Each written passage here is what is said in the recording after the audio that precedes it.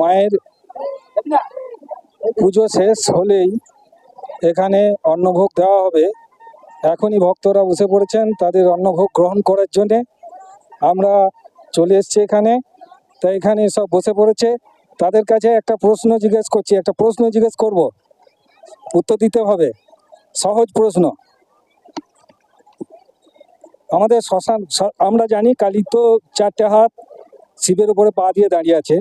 তা আমাদের এখানকার শ্মশান কালী যে আছে, আমরা যাকে উদ্দেশ্য করে আজ এসছি, পুজো দিচ্ছি, তা সেই শ্মশান কালী মায়ের মুন্ড একটা থাকে হাতে। সেই মুন্ডটা কোন হাতে আছে, এই কথাটা বলতে হবে।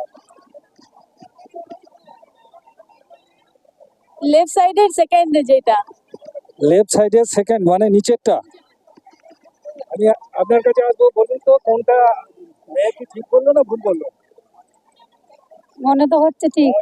ঠিক, একদম খুব সুন্দর। এবার কার কাছে যাব? খুব ভালো বলেছে। আর একটা কথা তোমাকে জিজ্ঞেস করবো না? বেশ,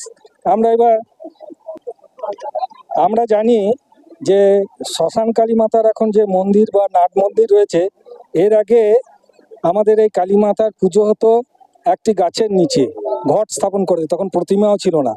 তা বড়দির কাছে এখন জানতে চাইবো যে সেই গাছটি কি গাছ ছিল, নিশ্চয়ই বলতে পারবেন উনি। অনেক কয়েকবেলের গাছ। আর একটা জিনিস জানি যে এখন যে মূর্তি হয়েছে মা কালীর, সেই মূর্তির যে প্রত্যেক কালী মূর্তির যেতে থাকে আর কি, নরমুণ্ড একটা থাকে হাতে, সেই নরমুণ্ডটা মায়ের কোন হাতে আছে?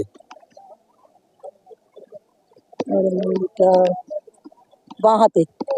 একদম সঠিক উত্তর বর্দি বলেছেন, দুটোই ঠিক উত্তর বলেছেন, অনেক ধন্যবাদ।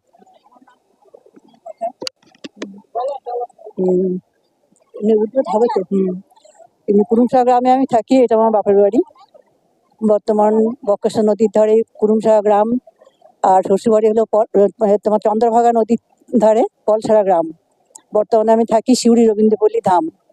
মানুষের জীবনে দুঃখ কষ্ট অনেকে আসে, সব কিছু মেনে নেওয়া আমাদের দরকার, মেনে নিতেও হয়। তাই ছোটবেলায় একটা কবিতা মনে পড়ে গেল।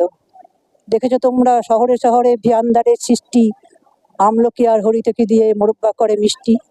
তাই দুঃখ কাহারও চিরস্থায়ী নয়, সুখ তাহার চিরস্থায়ী নয়, দুঃখ আসিবে যবে, জ্ঞানের ভিয়ানে ফিরে তাদের মোরব্বা করিতে হবে।